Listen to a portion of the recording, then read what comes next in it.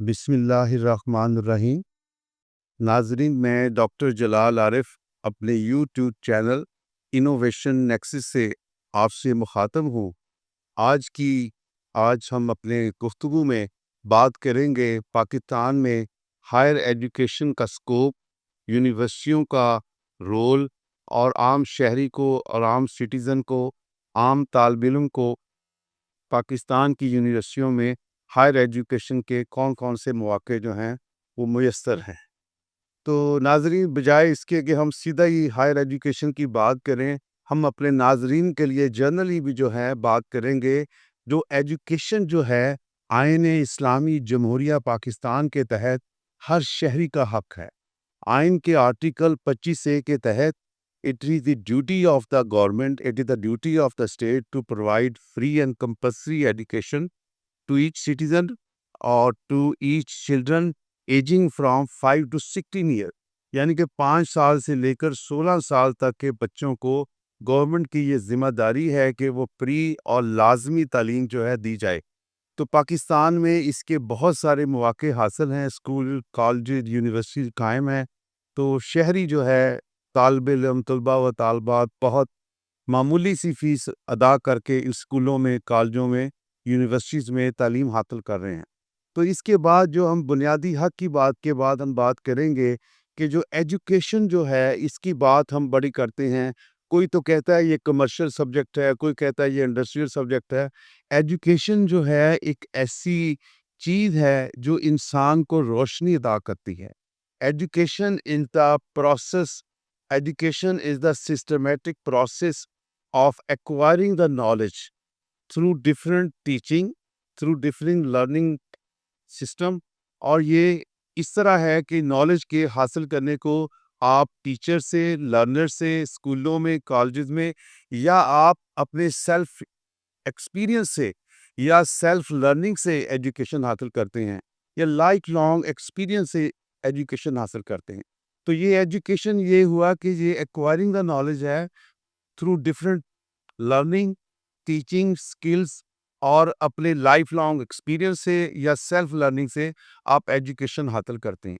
जब आप एजुकेशन हासिल करते हैं तो आप एक ज़िम्मेदार शहरी बन जाते हैं, तो आप एक इंटेलेक्चुअल बन जाते हैं, आप एक रोशन ख़याल बन जाते हैं, आप एक ज़िम्मेदार इंसान बन जाते हैं और आप इंसानियत के वैल्यूज़ को ओन करते हैं। एजुकेशन के बाद हायर एजुकेशन जो है, ये भी पाकिस्तान में इसके बहुत सारे मौके हैं। हायर एजुकेशन जो है ये सेकेंडरी स्कूल के बाद शुरू होती है, जिसके लिए हमें कॉलेजेस में, यूनिवर्सिटीज़ में जाना पड़ता है। वहाँ पे ज़्यादा से ज़्यादा बच्चे इंडिपेंडेंट लर्निंग पे बिलीव करते हैं और अपने प्रोफेसर के साथ, अपने डीन्स के साथ, जॉइंट वर्किंग के साथ, जॉइंट इंटरेक्शन के साथ, बिहेवियर के साथ बड़ी लर्निंग लेते हैं। और इस लर्निंग में वो नॉलेज क्रिएट करते हैं, नॉलेज जनरेट करते हैं, और इसके बाद जो है वो क्रिटिकल थिंकिंग करते हैं। वो मेन हू मैटर की बात करते हैं, वो रीजंस की बात करते हैं। तो ये हायर एजुकेशन होगी। तो पाकिस्तान में हायर एजुकेशन का जो स्कोप है, तो 1974 में यूजीसी का क़याम अमल में लाया गया। उसके पास बड़ी महदूद सी पावर थी, महदूद सा उसका रोल था। लेकिन 2002 में प्रोफेसर डॉक्टर अताउर रहमान ने एक ऑर्डिनेंस के तहत यूजीसी को अपग्रेड कराकर गवर्नमेंट ऑफ पाकिस्तान की मदद से इसको हायर एजुकेशन कमीशन का दर्जा दिया गया। हायर एजुकेशन कमीशन का दर्जा देने के बाद उन्होंने इनमें बहुत सारी इनोवेशन इम्प्रूव कराई, बहुत सारी इनोवेशन इंट्रोड्यूस कराई। और जो उस वक़्त यूनिवर्सिटी की तादाद थी वो 59 थी। और अताउर रहमान इरा के बाद पाकिस्तान में यूनिवर्सिटियों की तादाद बहुत तेज़ी से इज़ाफ़ा हुआ, और इस वक़्त 2025 में ये 261 के करीब यूनिवर्सिटीज़ हैं। तो इन यूनिवर्सिटीज़ के पास फंडिंग नहीं थी, इनके पास ऑटोनॉमी नहीं थी, पावर नहीं थी, पॉलिसी मेकिंग की पावर नहीं थी। तो ये डॉक्टर अताउर रहमान साहब का ये कारनामा है। उन्होंने इसको ऑटोनॉमी भी लेके दी, इसको प्लानिंग का और ग्रेटर पावर भी ग्रांट करके दी कि ये इंडिपेंडेंट जो है पाकिस्तान का हायर एजुकेशन कमीशन जो है वो फैसला कर सकता है। تو ہائر ایجوکیشن کمیشن ڈاکٹر عطاء الرحمان کی قیادت میں جتنے بے شمار انہوں نے انیشیٹو لیے، اور اس میں سب سے پہلے جو انیشیٹو نے فیکلٹی ڈیولپمنٹ کیا، انہوں نے 15,000 سے زیادہ کئی ہزار جو ہے اسکالرشپ دیے، جس میں انڈیجنس اسکالرشپ تھے اور فارن اسکالرشپ تھے۔ اس کے علاوہ انہوں نے فیکلٹی ڈیولپمنٹ کے ساتھ اسٹوڈنٹ ڈیولپمنٹ کے لیے اسٹوڈنٹ کو اسکالرشپ دیے، اور ڈیجیٹل لائبریریز بنائی، اور پرن کا قیام عمل میں لایا۔ پرن جو ہے Pakistan education research network جو ہے، اس کا قیام میں لایا گیا۔ تو اس کے تحت جو ہے ڈیجیٹل لائبریریز بنائی گئی، اس کے تحت ویڈیو کانفرنسز کی گئیں۔ تو ایچ ای سی کے پروگراموں کے تحت اور ایک کا قیام لایا گیا، office of the research innovation and commercialization. یونیورسٹیوں پہ یہ بہت سارا کرٹیسزم تھا کہ یونیورسٹی جو ہے ریسرچ کرتی ہیں تو وہ اس کا کوئی امپیکٹ سوسائٹی پہ نہیں آتا، یونیورسٹی جو ریسرچ کرتی ہیں اس کا امپیکٹ جو ہے معاشرے پہ نہیں آتا۔ تو اس کے لیے office of research innovation and commercialization کا قیام عمل میں لایا گیا۔ اب بہت ساری یونیورسٹیوں میں office of research innovation and commercialization بنائے گئے۔ تو یونیورسٹی آف ایگریکلچر کا office of research innovation and commercialization مسلسل 3 سالوں سے اس کی رینکنگ میں، اس کے کمپٹیشن میں نمبر 1 پہ آیا ہے۔ تو اس کے ساتھ ساتھ جو ہے ہائر ایجوکیشن کمیشن جو ہے ڈیجیٹلائزیشن کی طرف آ گیا ہے۔ ہائر ایجوکیشن کمیشن جو ہے یونیورسٹیوں میں کمپیٹیٹونیس آ گیا، کوریکولم ریفارمز کو انٹروڈیوس کرایا گیا ہے، اور جو ڈگری پروگرام ہے اس کی ایکریڈیشن کی گئی ہے، اور اس کی ایویلویشن کی گئی ہے، اور ڈگریاں ایسی انٹروڈیوس کرائی گئی ہیں جن کی مارکیٹ بیس ہے، نیڈ ہے، گلوبل مارکیٹ میں ویلیوز ہے۔ تو اس طرح جو ہے ہائر ایجوکیشن کمیشن کا جو پاکستان کا رول ہے، وہ اس کی گلوبل اکانومی میں، پاکستان کی اکانومی میں، پاکستان کے کلچر پہ بہت زیادہ اثر ہے۔ تو ہائر ایجوکیشن کمیشن جب یہ بنا تو اس کی امپرومنٹ کو دیکھ کر، اس کی انوویشن کو دیکھ کر ہمارے ارد گرد کے ممالک میں بڑی مایوسی پھیل گئی، پھر انہوں نے اس پورے سسٹم کو کاپی کیا۔ تو میں یہ سمجھتا ہوں کہ ہائر ایجوکیشن کمیشن جو ہے پاکستان میں science innovation, science and technology, اور اس کے ساتھ ساتھ ایکڈیمیا انڈسٹری لنکیجز کو بڑا پروموٹ کیا گیا۔ یہ بھی صرف کتابوں کی حد تک محدود تھا، تو ہائر ایجوکیشن کمیشن نے اس کے لیے باقاعدہ انڈسٹری یونیورسٹی کے لنکیج کو یقینی بنایا، اور اس کے لیے انہوں نے بڑے بڑے پروجیکٹ جو ہے فنڈ کیے، گرینڈ چیلنج فنڈ کیا، اور اس کے علاوہ انوویشن فنڈ جنریٹ کیا، اور یہ سارے کے سارے فنڈ جو ہے یہ یونیورسٹیز کو دیے گئے۔ تو ناظرین، ہم بات کر رہے تھے کہ ہائر ایجوکیشن کمیشن نے پاکستان کی ایجوکیشن میں ایک انقلاب برپا کیا، جو کوریکولم ہے اس کو ریوائز کیا، یونیورسٹیوں کی ایکریڈیشنز کی، اس کی ڈگریوں کی ایکریڈیشن کی۔ تو اس سے بڑا ایک کمپیٹیٹو ماحول جو ہے وہ ہوا۔ اس کے بعد جو ہے پاکستان سے فارغ التحصیل طلباء و طالبات نے دنیا کی دوسری یونیورسٹیوں میں بھی اپنی صلاحیتوں کا لوہا منوایا۔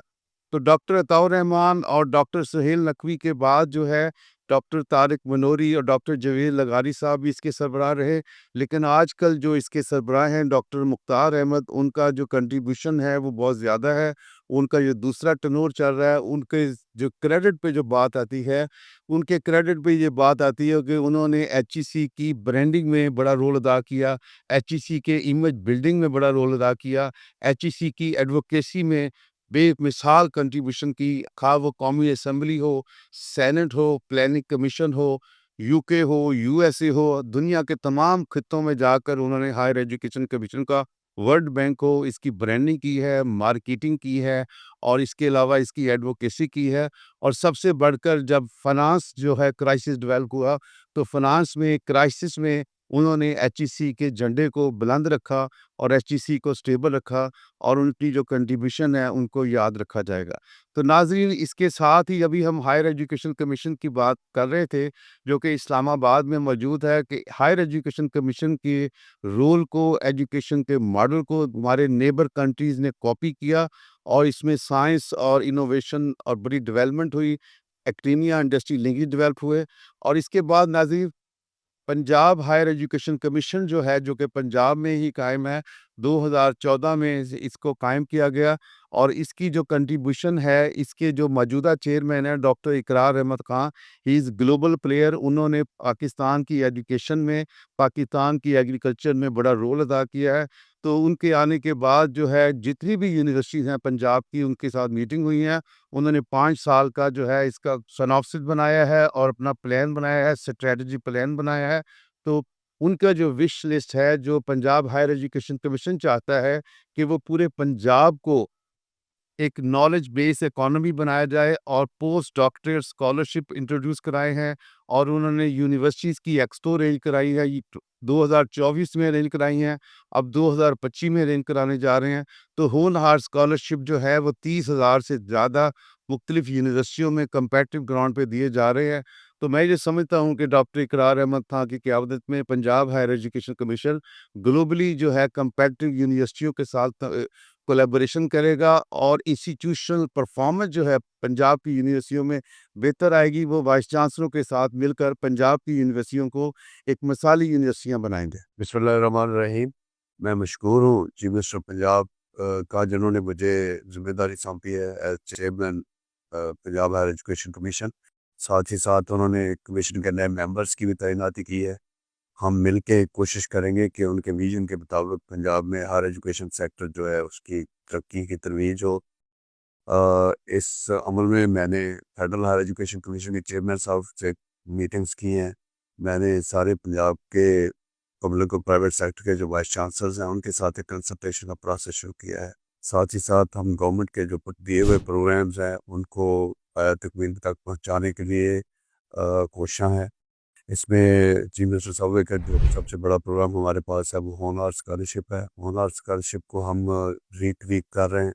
ہم چاہ رہے ہیں کہ جو بچے یونیورسٹیز میں، میڈیکل کالجز میں، ہائر ایجوکیشن کے مختلف سیگمنٹس میں داخلہ لینا چاہتے ہیں، انہیں داخلے سے پہلے یہ معلوم ہو جائے کہ وہ ہونہار اسکالرشپ کے لیے ایلیجبل ہے، تاکہ ان کو کسی وجہ سے مالی مشکلات کا سامنا نہ ہو۔ تو ناظرین، ہم بات کر رہے تھے ہائر ایجوکیشن کمیشن کے قیام کی۔ تو ڈاکٹر عطاء الرحمان، ڈاکٹر سہیل نقوی اور اس کے علاوہ ان کے کلوزسٹ ایسوسیٹ ڈاکٹر ریاض حسین قریشی نے بھی ان کے ساتھ بہت دن رات کام کیا۔ ان کی ریاض حسین قریشی صاحب کی بھی کوالٹی ایشورنس میں ان کی بہت زیادہ کنٹریبیوشن ہے، اور ہائر ایجوکیشن کمیشن نے کوالٹی ایشورنس کا ڈپارٹمنٹ بنایا اور کوالٹی انہانسمنٹ سیل بنائے جو کہ ان تمام کو ریگولیٹ اور مانیٹر کرتا ہے۔ اس کے ساتھ ہی ناظرین، ڈاکٹر احسن اقبال جو منسٹر آف پلاننگ کے ہیں، ان کا خیال ہے کہ ہماری یونیورسٹیز کو انجنز آف انوویشن ہونا چاہیے، نہ کہ ٹرانسمیشن بیلٹ آف نالج ہونا چاہیے۔ تو